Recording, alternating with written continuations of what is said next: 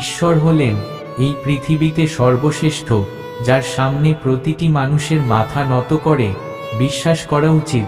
এই পৃথিবীতে এমন অনেক কাজ আছে যা কেবল মানুষই করতে পারে, কিন্তু এর জন্য তাকে ঈশ্বরের প্রতি বিশ্বাস রাখতে হবে, তবেই তার সমস্ত কাজ সফল হবে।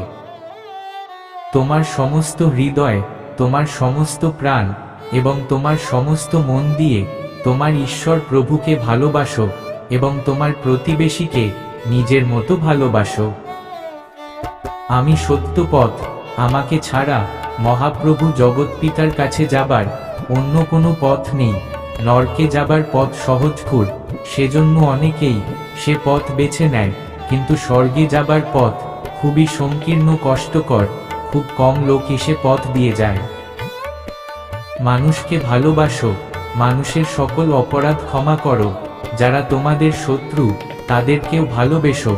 মানুষকে ভালোবাসলে ঈশ্বর তোমাদের ভালোবাসবেন। প্রতিবেশীকে সব সময় ভালোবাসবে। প্রতিবেশী বিপদে পড়লে সাহায্যের হাত বাড়িয়ে দেবে। মনে রাখবে, এই পৃথিবীতে আমাদের সকলকে পাশাপাশি বসবাস করতে হবে। সব সময় সততার দ্বারা কার্য সাধন করবে। অসৎ উপায়ে হয়তো সহজে কোনো কাজ সাধন হবে, কিন্তু তার ফল হবে মারাত্মক। সৎ কাজে মনোনিবেশ করবে। প্রথম হয়তো অসুবিধা হবে, কিন্তু দেখবে শেষ পর্যন্ত তোমার মন একেবারে পাল্টে গেছে। মিথ্যে কথা বলবে না। মিথ্যে কথা বললে আত্মার অবমাননা হয়। সত্য পথে থাকার চেষ্টা করবে।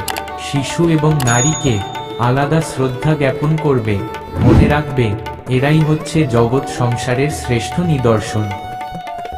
ঈশ্বরের করুণাধারা পাহাড় থেকে ছোট বস্তু খণ্ডে একইভাবে ছড়িয়ে আছে। ক্ষুদ্র বস্তু খণ্ডের মধ্যে দিয়ে ঈশ্বরের মহত্ব প্রকাশিত হয়। অসৎ পথে চললে সাময়িক শান্তি লাভ করা যায়, কিন্তু ভবিষ্যতে অনন্ত দুঃখ কষ্টের জগতে প্রবেশ করতে হয়। তাই অসৎ পথ সর্বদা পরিহার করে চলার চেষ্টা করবে। জগৎ সংসারে সকলের জন্য ভক্তি বিতরণ করবে। একমাত্র ভক্তি দ্বারাই আমরা ঈশ্বরকে স্পর্শ করতে পারি। ঈশ্বরকে ভালোবাসবে, ঈশ্বরকে বিশ্বাস করবে, তার কাছে নিজেকে সমর্পণ করবে।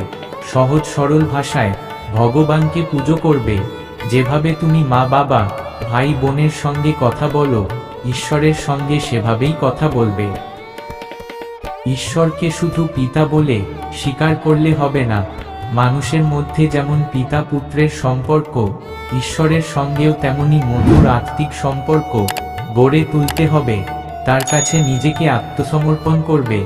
মানুষ যখন শ্রদ্ধা, বিশ্বাস আর ভালোবাসায় ঈশ্বরকে বাঁধতে পারবে, তখন এই পৃথিবীতে স্বর্গরাজ্য সৃষ্টি হবে। কেউ যদি কোনো পাপ করে, তাহলে তার বিচার করবার ক্ষমতা আমার নেই, কারণ আমাদের মধ্যে এমন কেউ নেই যে জীবনে কোনোদিন কোনো পাপ করেনি। আমাদের কর্তব্য মানুষকে ভালোবাসা।